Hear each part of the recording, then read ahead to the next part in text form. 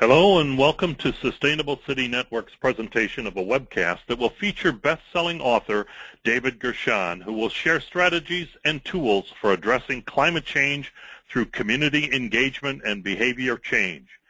David Gershon is the author of 11 books, including the award-winning Social Change 2.0, A Blueprint for Reinventing Our World, and the best-selling Low Carbon Diet, a 30-day program to lose 5,000 pounds.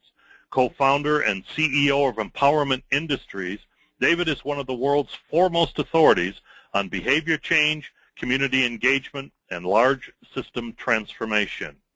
My name is Dick McGrain with Sustainable City Network, publishers of the online trade magazine scitynetwork.com. Along with webinars like the one you're viewing today, we also produce a weekly email newsletter, a quarterly print magazine, conferences, and other interactive content specifically designed for civic leaders and professionals involved in the day-to-day challenge of building sustainable communities. We reach readers in all 50 states and throughout Canada with quality and timely information on sustainability best practices, products, and services. Before we get started with our presentation, we'd like you to know about our upcoming conference. The Growing Sustainable Communities Conference will be held October 7th and 8th at the Grand River Center in Dubuque. The conference is hosted by the City of Dubuque and Sustainable City Network and is brought to you by Crescent Electric Supply Company and other corporate sponsors. You can learn more at gscdubuque.com. We'd also like to put a plug in for our online course David will be conducting this coming October. He'll be leading an in-depth 12-hour master class in behavior change and community engagement. The series of 6 two-hour webinars will provide the opportunity for change agents to work with David to apply his proven methodology to enhance an existing or create a new behavior change and community engagement initiative. David will talk more about this class at the end of his presentation, and you can also find more information at scitynetwork.com/Gershon. Now I'd like to introduce our speaker for today's webcast.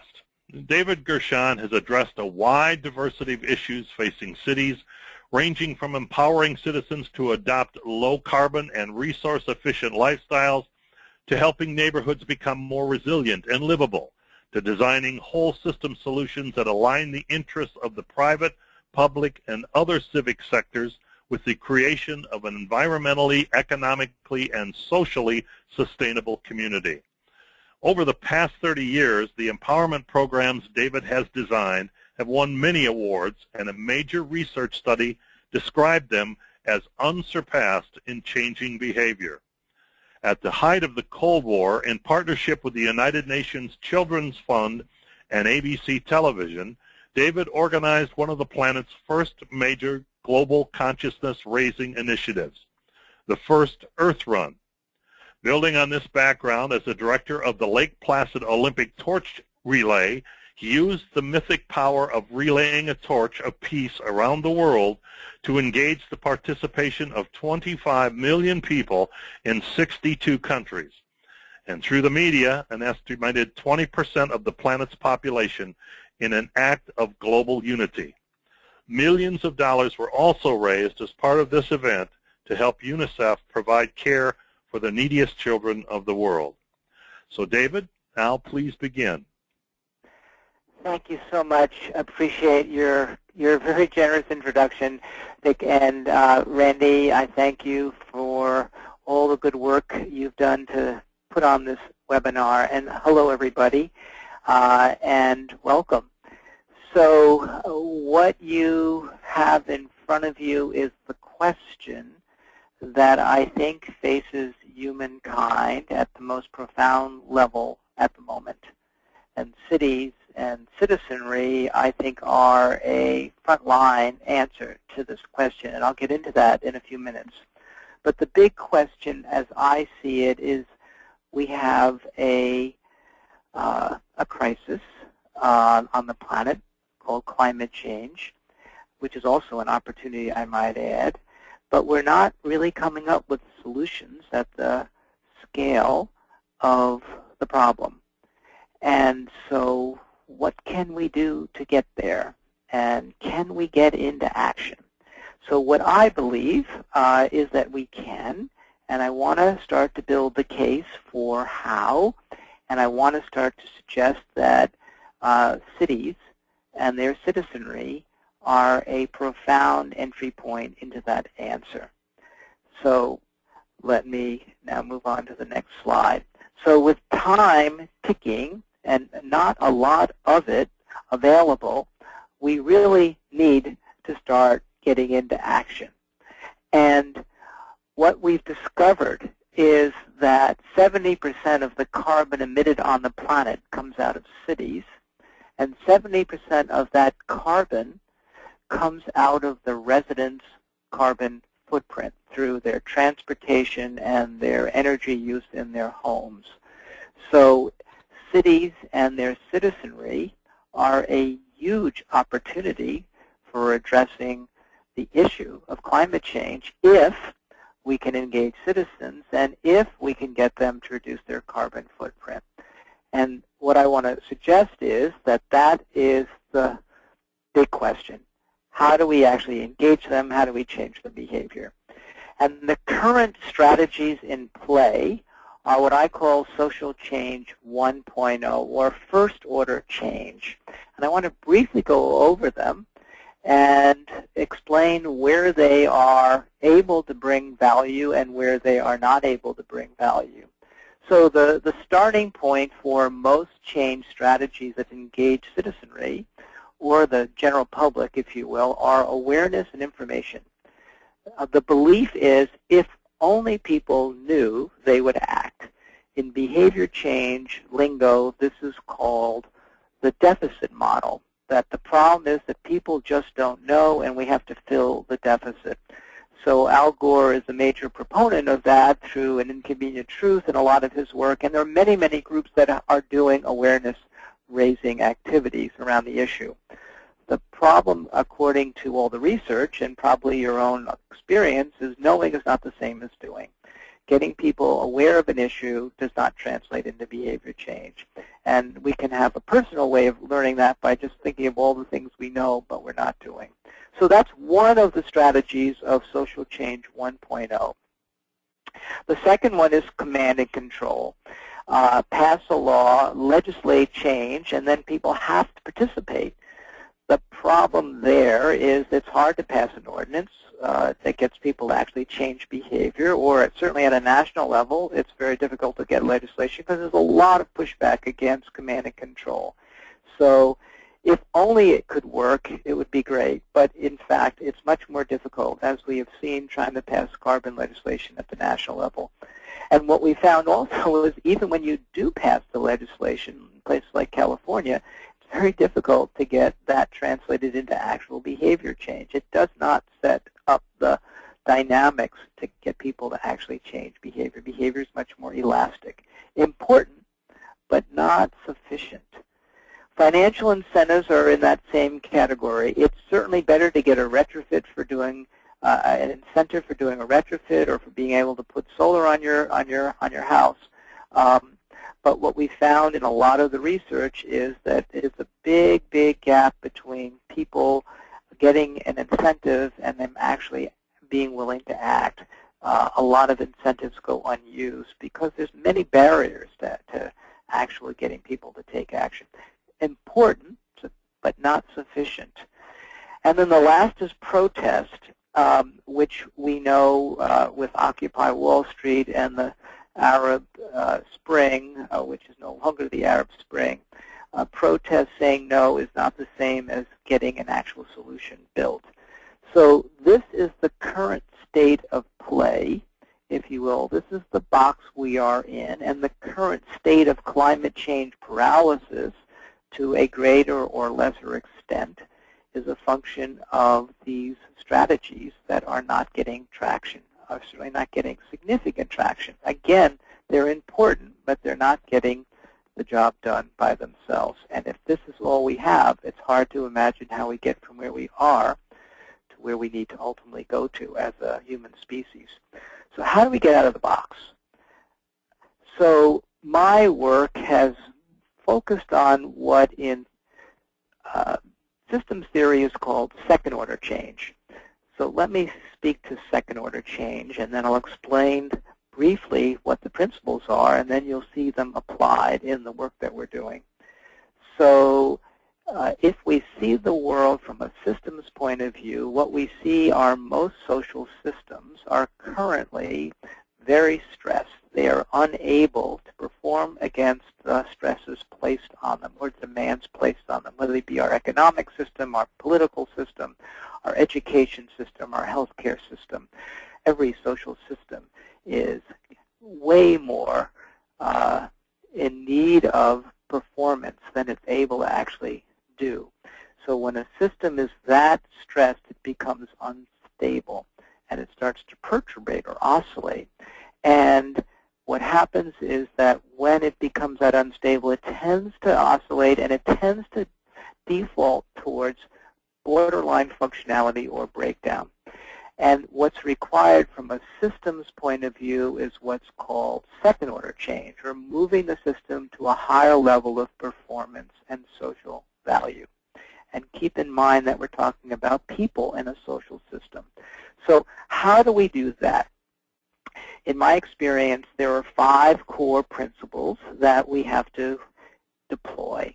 We have to learn how to empower people to go to a place they've never been before. If you can't pay people to change, and if you can't command them to change, if you can't cajole them to change, and if you can't raise their awareness and hope they will change, or all those by themselves don't get quite the traction that we need, what's left is we have to empower them to change, giving them a vision compelling enough and the tools to act on it so they want to change, which is a radical thought from a social change point of view. Then we have to learn how to transform a system, be it a city, or be it a neighborhood, or be it the way governments interact with citizenry, or any number of systems that are part of this whole change process. How does one further a transformative change, moving a system to a place that it doesn't currently operate from, if you will, a second-order change intervention? To do that, we have to innovate. We have to build new capabilities, new ways of doing things, what we call social innovations that are able to empower and transform. Part of what we've learned in doing that kind of social innovation is that you can't get there unless the whole system is engaged. So collaboration is critical, or synergy, being able to get the public sector, the private sector, the civic sector, the various groups within the civic sector, the various groups within the private sector, the various groups within the public sector, or the different agencies. When you can get a whole system engaged, you have optimized the potential for getting the dots connected and synergy to occur, another key component. And the last is the great virtue of command and control is you pass a law and then everyone has to respond to it if you can pass that law and you can get people to respond to it. But when you're doing a bottom-up intervention, engaging and empowering people, you have to get it to diffuse on its own. You have to have a strategy for diffusion. So those are the principles. What I want to speak to now is how they're deployed, and then I ultimately want to take you on a journey with a strategy that is designed to actually scale up a global climate change intervention. So let me take you on the journey from where we began in the early 90s. This was the mandate that we began to respond to, we being the Empowerment Institute. The greatest cause of the deterioration of the global ecosystem is the unsustainable patterns of consumption and production in the industrialized countries of the world. So we are the problem, and we are also the potential solution. And what we concluded also is that if you can work on the consumption side, you drive from the demand side the changes in the production side. So we began looking at this notion of a demand-side intervention. And we tried to answer 3 questions. Can we get people to adopt environmentally sustainable lifestyles? If we can do that, will they sustain the behavior change over time? And if we are able to get those two things to occur, how do we make this process scalable?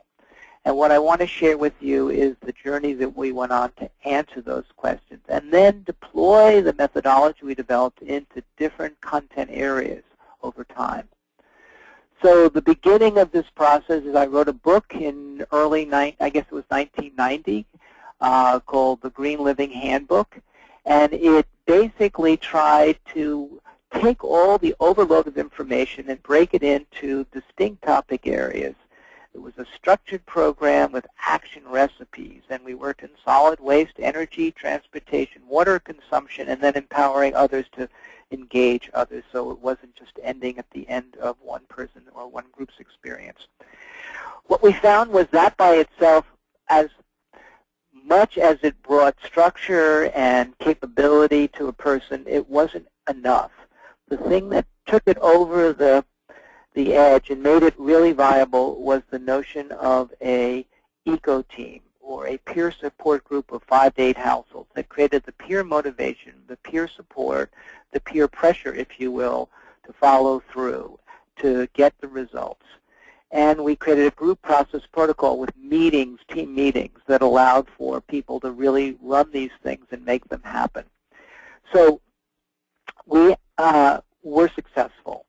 We had measurable and substantive behavior change. You see on the slide the kinds of results that we had. And we had a very solid answer to the question, can you get people to change their behavior? One of the next questions was it sustained over time? And we had many cities we started to work with, and we also had by now diffused this program to some 22 countries. And everyone asked that question, okay, so you're able to change behavior. That's a breakthrough in its own right, but is it sustained over time? Recidivism in behavior change is so common, but will that be the case in this space as well? So from all these studies, you see 7 distinct studies described here. What we found was that the answer was yes. The behavior is sustained over time. And in fact, one study, it was a 2-year longitudinal study, it was described as unsurpassed in changing behavior. 2 years later, 26 new behaviors were adopted at the end of the program. 2 years later, 24 were sustained and 3 new ones were added, and the result was, by the University of Leiden, unsurpassed in changing behavior. So we'd answered the second question. The third question was really now about the process of scale. And along the way, we came across a body of research by a researcher called Everett Rogers, who wrote a book called Diffusion of Innovation. And what was very powerful about that book was that he began to look at the issue of how do you get new ideas to spread. He studied seed strains being diffused among farmers, or medicines among doctors, or new technologies.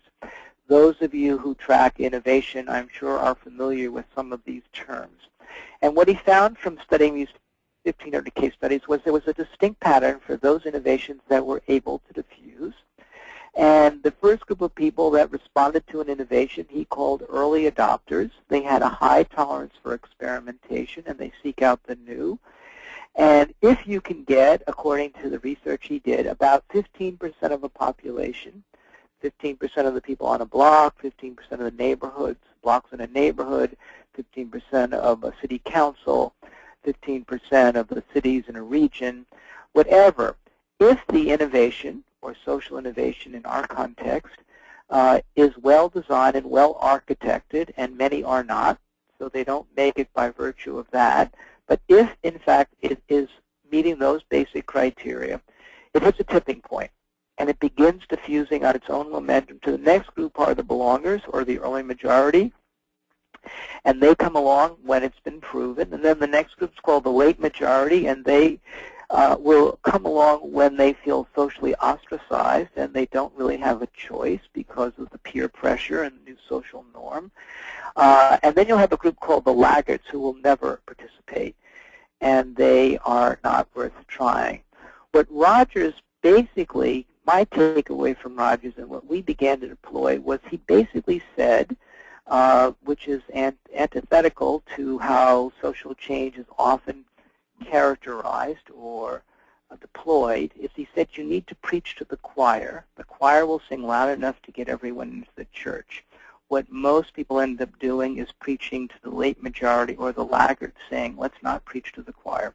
So this is an elegant intervention.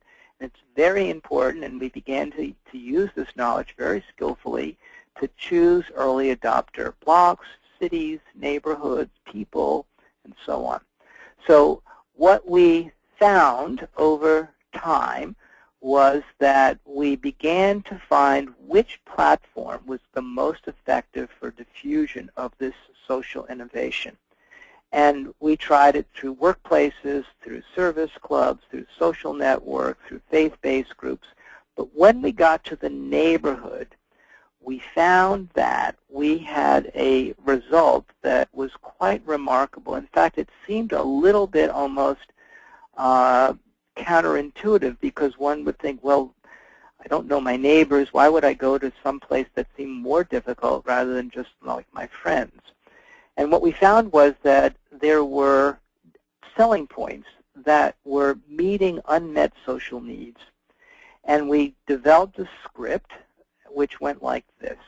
Hi, I'm your neighbor from up the street. I'd like to invite you to a neighborhood gathering to hear about a program sponsored by the city of, to learn how to better conserve natural resources for the sake of our children, to get to know each other as neighbors, and to create a safer, healthier, more livable neighborhood. Can you make it? It's this Thursday night, 7:30 to 9.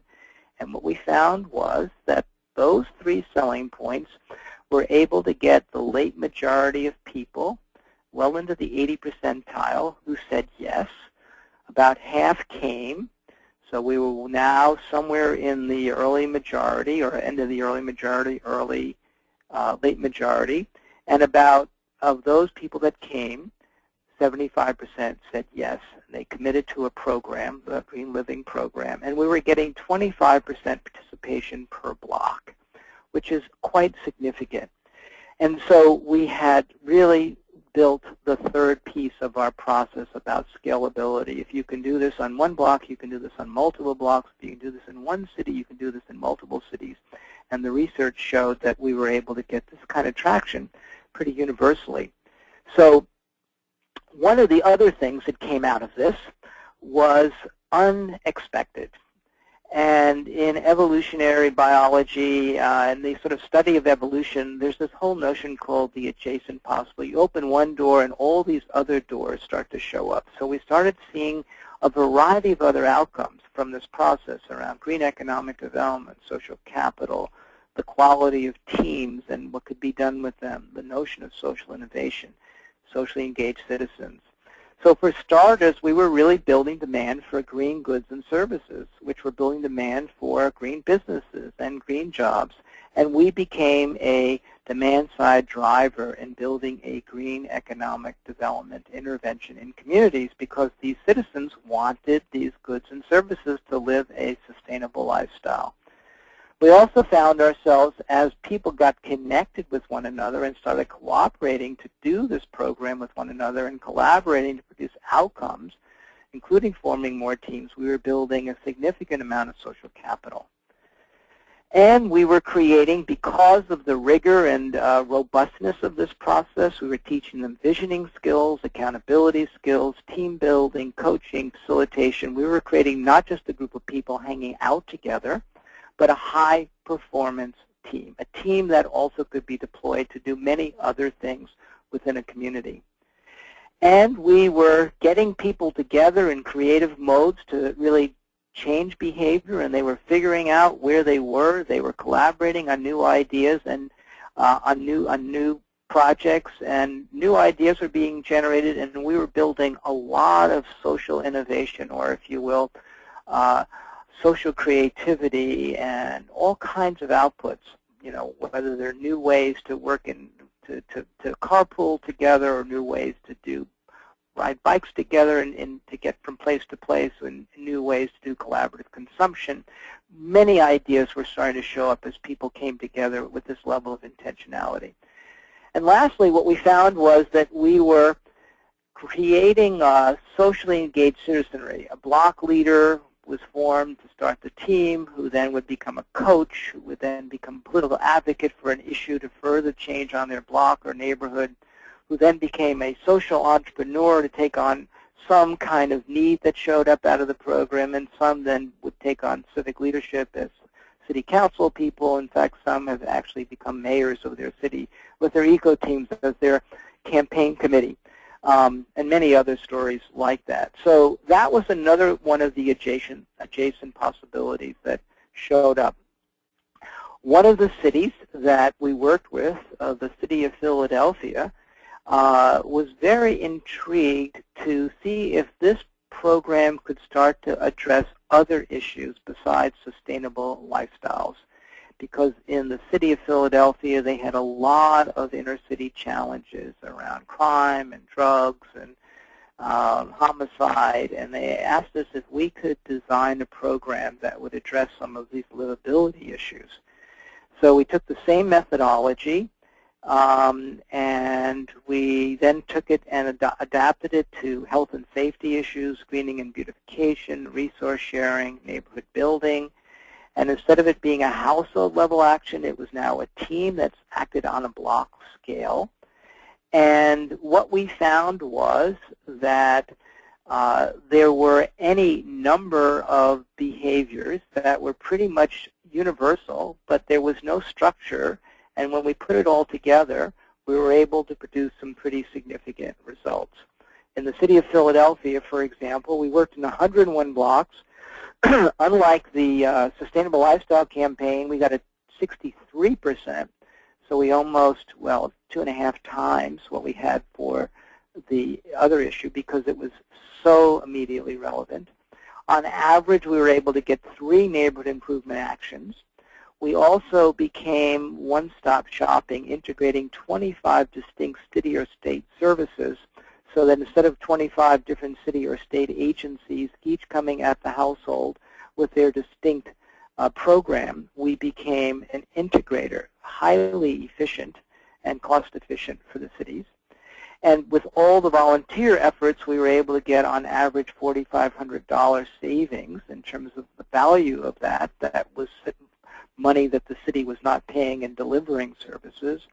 And we had integrated into this also a energy conservation piece, and we were able to get a 12% energy savings. So we saw the program able to perform at this level as well.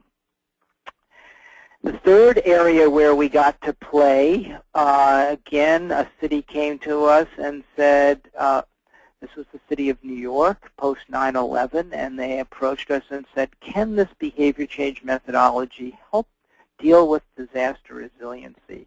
There was a great concern. There is, once again, because of Sandy, a great concern about disaster resiliency. And of course, that's now the big idea because of climate change related disasters. So we took the methodology and we began to explore what we could do with it again. This case addressing energy disruptions, natural disasters and emergencies, and creating resilient blocks or buildings. And also we designed a piece of it to assist with vulnerable populations on a block or a building, the people who would be most at risk of loss of life in an emergency, and the people who are the most vulnerable. So we built this program for the city of New York, and we again saw that this process performed. 153 buildings or blocks. We had 5,000 program participants. On average, a 68% recruitment rate, again, because it's so home, so relevant to people's well-being, survival, if you will. And on average, we had 8 resiliency actions. So what you're seeing now is different kinds of outcomes, all based on the same structure and process. So now let's take it to present time. We have a humanity that is in climate paralysis. And behavior change is so mission critical because of the impact on the planet's carbon footprint of the residential sector and cities themselves. So how can we apply this to the issue of carbon reduction? So I wrote a book in early, actually, 1990. It got reissued in late 2006. Applying this behavior change methodology, people would calculate their carbon footprint to get their baseline. We created 24 distinct actions to lose a minimum of 5,000 pounds or more. And what we found was that in our first pilot in Portland, we were able to get a 22% reduction per household. They were hoping for 10%, and we ended up getting 22. Because of the pent-up demand, we were able to get a 41% block participation. We then began, this program took off because Al Gore's built all these evangelists to promote the Inconvenient Truth slideshow. And they then got all these cities involved. Before we knew, we had some 300 cities that were interested in this. We were not doing the research actively, but some research was done in a couple of places with 1,500 households in Vermont and Massachusetts, and what we found was that the program pretty consistently was getting on average 25% CO2 reduction. And the program then began spreading to many people outside of the U.S., some 8 other countries.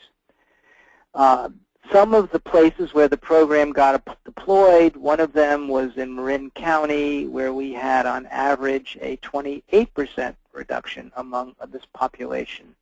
And 41% took a retrofit action, which was something that the state has been very big on through their Energy Upgrade California.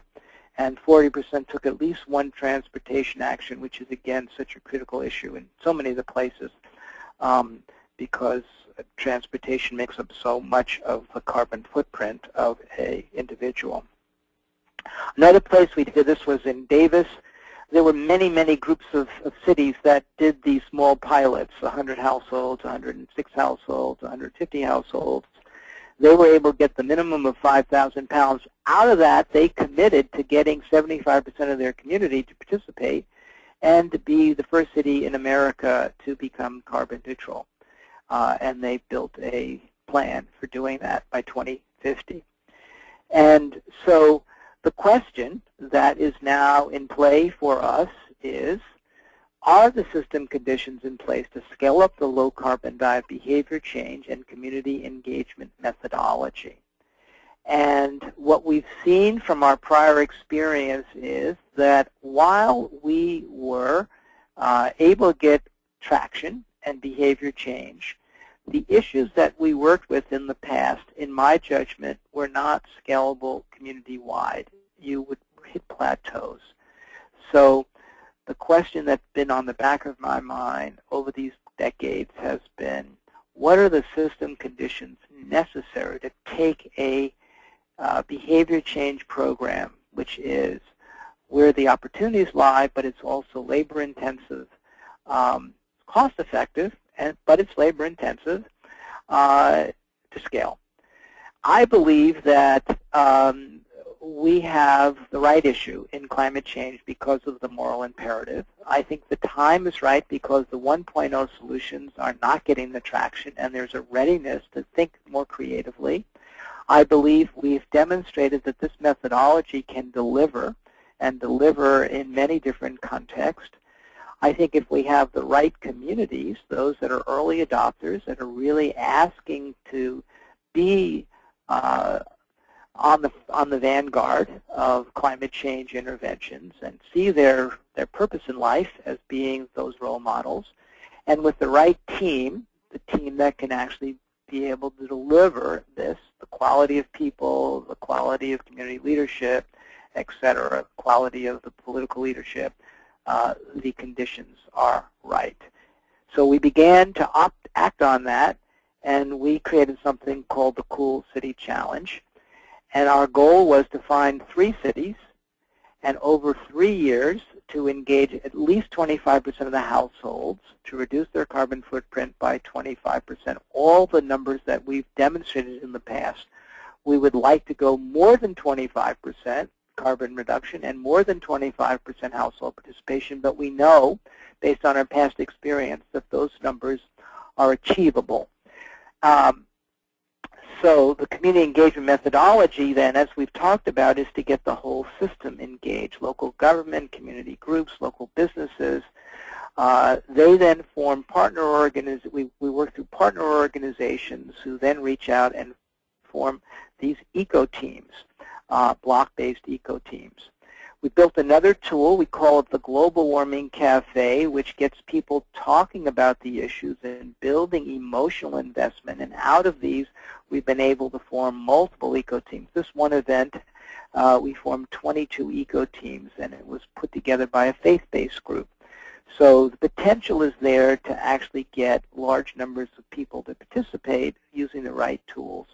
And they talked about their fears and their hopes. And it's quite a profound process, and it mixed the public, the private, and the civic sector.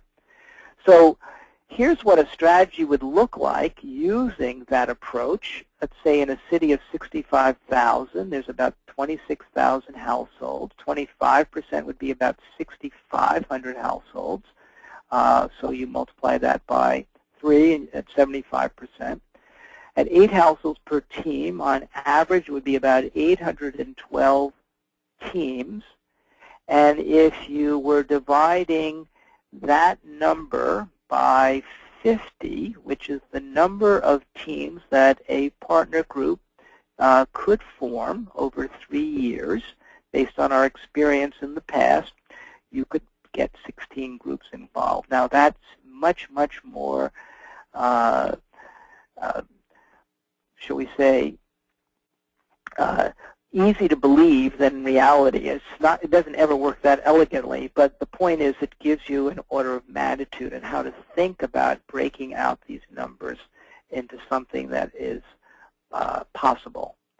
Again, we're talking about something that's never been done before, so I do not want to suggest that this is a walk in the park, but only to suggest that there is a pathway that's possible.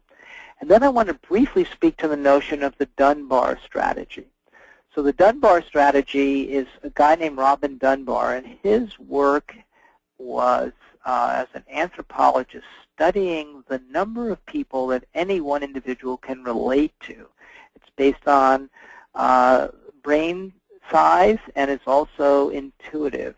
And what he found was the number was 150. Some of you may know this process or this number. And that's the number of people that the Army divides up its fighting units into. And it's the number of people, research has been shown, people can actually relate to among all their friends on the Internet. So we want to take this basic, profound research on cognitive ability of people to relate, and we want to begin to show what another component of the scaling strategy looks like. So a cool block, which would be somewhere between 20 to 60 households, would be to start working at that 50 to 150 person level. And then a cool neighborhood of 10 cool blocks would be about 1,500 people. And at each of these levels of scale, you can start achieving things that you can't achieve at the level of scale below it. So you got an eco team, and then you got a cool block of eco teams.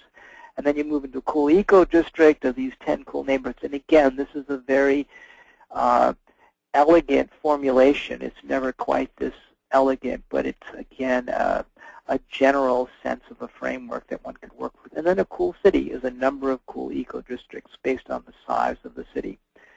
So the cities that we have now reached out to are in Northern California, because that's the place that has the greatest readiness for climate change response, based on the people who both live there and both the state's commitment to climate action with their climate action plan and their commitment of $1 billion to investing a year.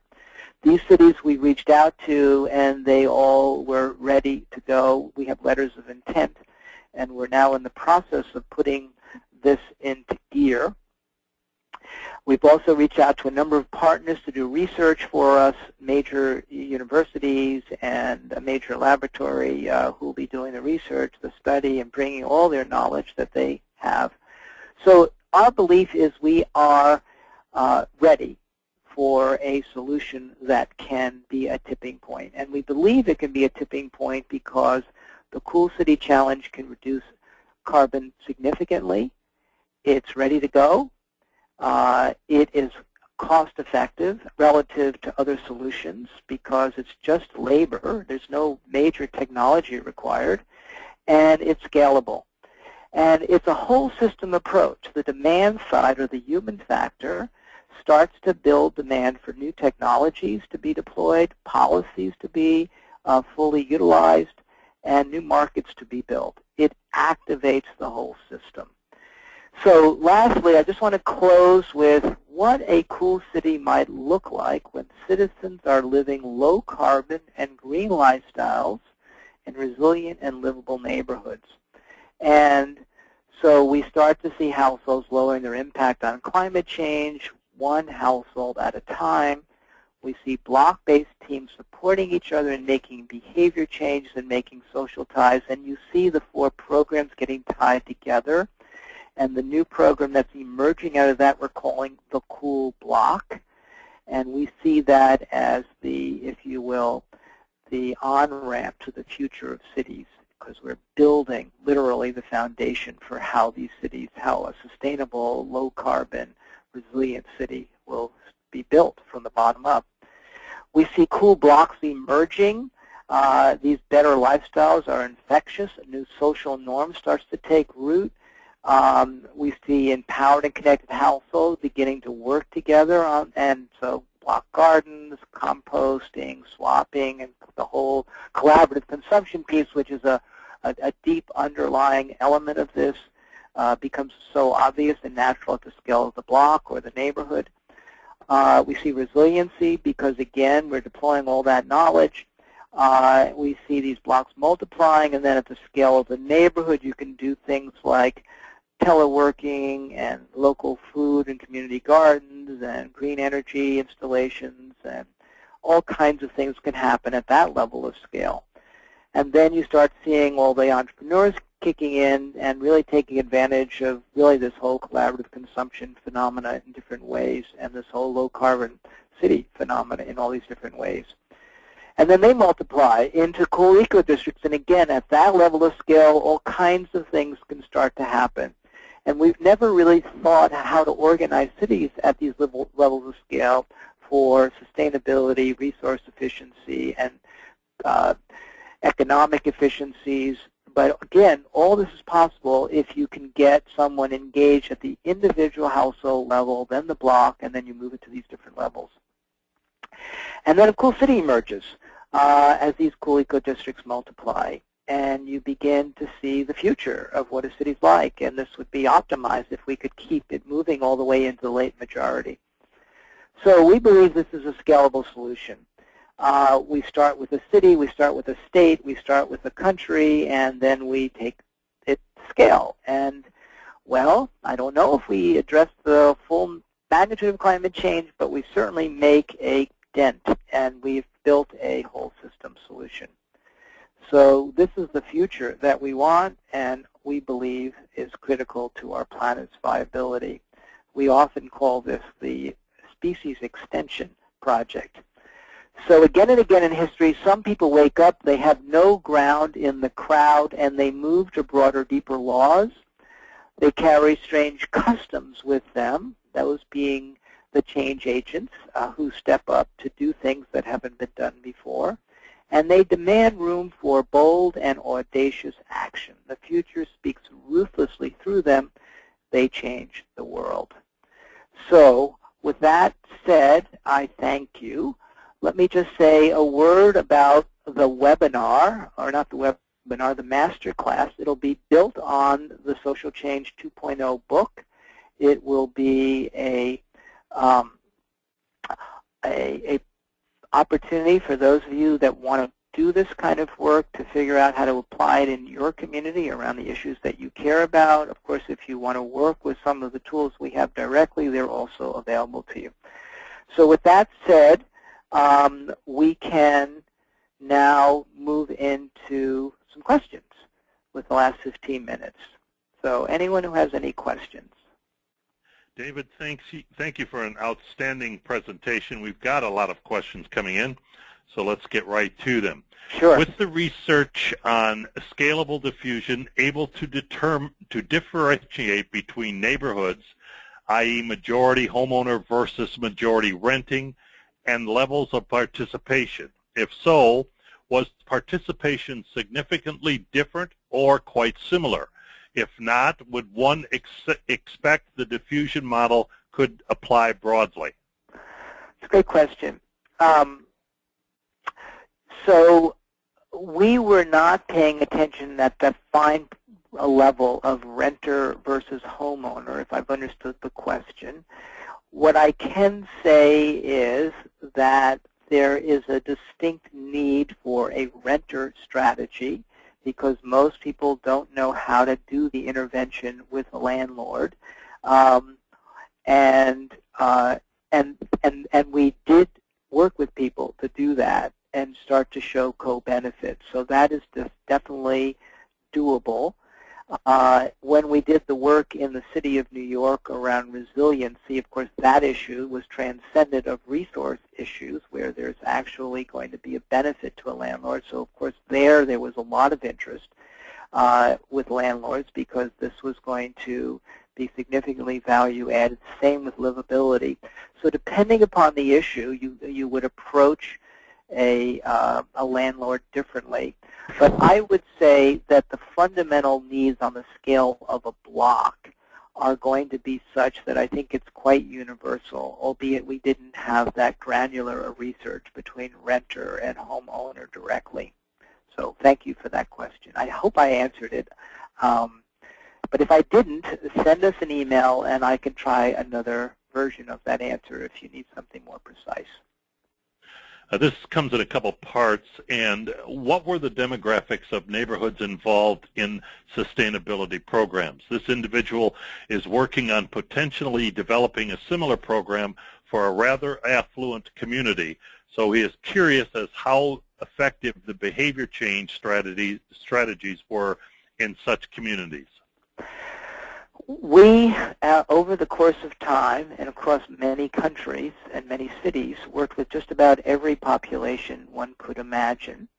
And it definitely works in affluent communities because they have the bandwidth to think about these issues. I mean, again, it depends more on where that affluent community is. If it's in the middle of Northern California or places that already have consciousness raised, you're going to have a different response than if it's in the middle of a red state, let's say in Mississippi, where this issue is not as prominent. But even there, and even in those places, at least for the Green Living program, it was just so common sense, and it made so much good sense to save resources and conserve resources and get to know your neighbors. It really almost even transcended, if I would say, political ideologies. So I think it can work anywhere, and it has worked anywhere. Did I answer both parts of that question, or was there a second part there? I think you got both parts of that, David. Okay, thank you. Next question is, what would you suggest for cities or neighborhoods with high rental communities or higher transient populations who do not set roots in the communities? For instance, San Francisco has an 80% rental, 20% homeowner market. Well, we have had to think about that because that's one of the cities that we're in conversation with about the Cool City Challenge. So I'm thinking maybe this person's from San Francisco since they use that city as an example. Well, what I would say is that, again, particularly in this new formulation, the Cool Block, building roots in a community by the level of the block or even the building is just good quality of life opportunity. So I believe that the potential for renter populations and for transients that may not be there for long times, if approached to participate, I think will attract people. We've certainly seen that in university towns where we've done this, where we've had transient populations, people wanted to engage. It really depends on how people are approached. Generally, people want to connect. They want to feel some rootedness where they are. And I would be surprised if it didn't also increase the people's desire to stay in a single place longer. I think that would be an interesting research project. But my belief from what I've seen is that it can have an impact. I mean, it's not the same as someone who's really committed to drawing down roots, but I think it can certainly work. And we've seen it work in different ways, albeit one would have to adapt it and make the selling points relevant to those populations. Next question is, how can behavior change through community engagement be adjusted to fit culturally unique areas where social action within the community is not encouraged? For example, tribal nations within the U.S. Great question. Well, you know, at the end of the day, when we looked at the 3 selling points, conserving resources for the sake of your children, getting to know your neighbors, and creating a healthier, safer, more livable block to live on, when we drilled down into what was it that motivated people to participate, we discovered what we called intrinsic motivators. So an intrinsic motivator is something that comes from the inside out. Most of the social change strategies are extrinsic. Social action tends to be based on extrinsic motivators, financial incentives, or some wrong that's got to be righted, and so forth. So when we drill down to conserving resources for the sake of your children, what we found was we were tapping into the intrinsic motivator called meaning and purpose. When we drilled down with getting to know your neighbors, we were tapping into the intrinsic motivator called community, and the desire and need for social ties and social connection. And when we drill down to the intrinsic motivator called creating a healthier, safer, more livable block to live on, we were tapping into what we call self-efficacy, or the sense that I make a difference, I can be impactful where I live. And so those are more universal, and I think transcend the way social action is often thought of, and will be probably very aligned with the value system of some of the tribal communities that really relate at this more profound level to one another than more external ways that social action has been often promoted. So my belief and my experience in environments where people are not socially engaged is that these deeper motivations definitely will tap into people, which is how we get the numbers we're getting, because most people are not naturally socially active. That's a small population of people, but this more universal set of motivations are able to tap a wider audience. All right, next question. What has been your experience in starting with civic organizations versus blocks? In this individual's town, Southampton, New York, has 55,000 residents, and the block concept is difficult due to the distance between properties. Okay. Well, firstly, we often work with civic organizations, and then the question is whether you can organize by a geography or a contiguousness of where people's homes are.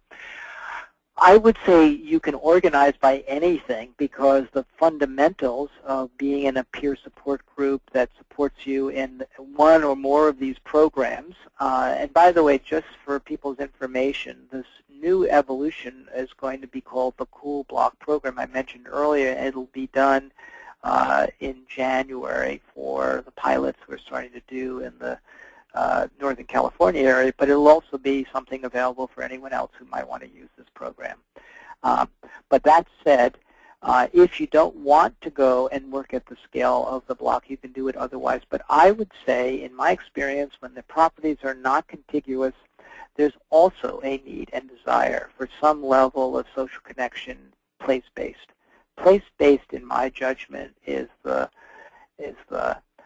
real opportunity. Like, there's not that many places where there's fundamental unmet social needs. But if you can tap an unmet social need and really work it, It may look like it's more difficult, but it's actually it's much easier because you underneath the surface, you just open that opportunity up and people say, wow, yeah, that would be great. I love to meet all the people and all these property owners in this part of where I live. So I would say, give it a try. I think it can definitely work. Again, you have to adapt the selling points a little bit, but again, we're tapping such a profound need in people that I don't think it is going to go away by virtue of some of these other factors, such as how far apart the homes might be. All right, next question, David. Have you seen the effective use of social media as tools for change in the Cool City Challenge, or any interesting apps that have been developed? Well, I think social media is such a, most of these programs we've done, we didn't even have the internet. We just had these books, and we had, the shoe leather and whatever smarts we could generate in terms of being good learners. I think social media and web-based vehicles that can optimize what we're doing, I think is fantastic. I haven't seen any apps per se exactly on this, but I've seen a lot of collaborative consumption apps, which is to me a fantastic opportunity. And again, we're tapping into that in the new work we're doing. But I will say, though, that what we have not seen get a lot of traction is trying to get behavior change based on trying to do stuff on the web. We've seen a lot of efforts, but we haven't seen any that have really been able to get traction. The thing that seems to be the most critical is the literal connection with people, the physical, which is a good thing, I think, because we want to connect more with people. So, which isn't to say if we could get it to work, I think we'd all been happier, because if we could find some easier path that's not so demanding on time and effort, but I have not seen anything, and I usually am approached maybe once every few months by someone with an idea on how to do something. But I think social media has got great potential for reinforcing the social norms, for prompts, for ways to share resources, for ways to reinforce the behavioral change. I mean, there's just huge opportunities that one can gain through using that and to optimize what we think that we've achieved, but which we think is suboptimal ultimately compared to what I think is possible. Next question asks about financial resources, if any, were provided. What financial resources, if any, were provided to community members to participate?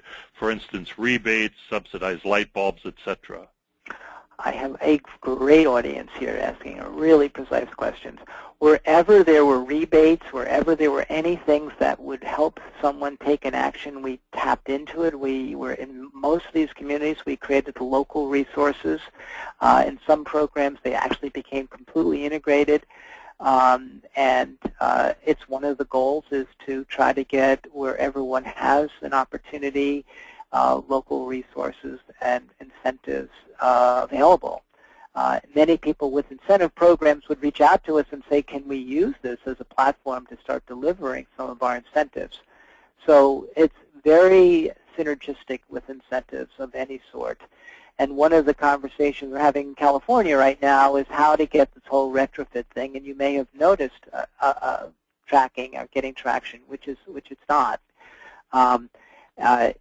So we've been able to get, based on our research, some 40% of the households to do some kind of retrofit. So, and that was without even trying. So there's huge opportunities to do synergy with that. I think we probably have time for maybe one or two more questions. Actually, it kind of looks like we're out of time, David. Okay, so we don't have time for one or two more questions. We are officially out of time. Yeah, so if we didn't have a chance to get to your particular question, please submit them in the brief survey that will pop up at the conclusion of the webcast, and we'll follow up with an email in the next few days. David, once again, I'd like to thank you for an excellent presentation.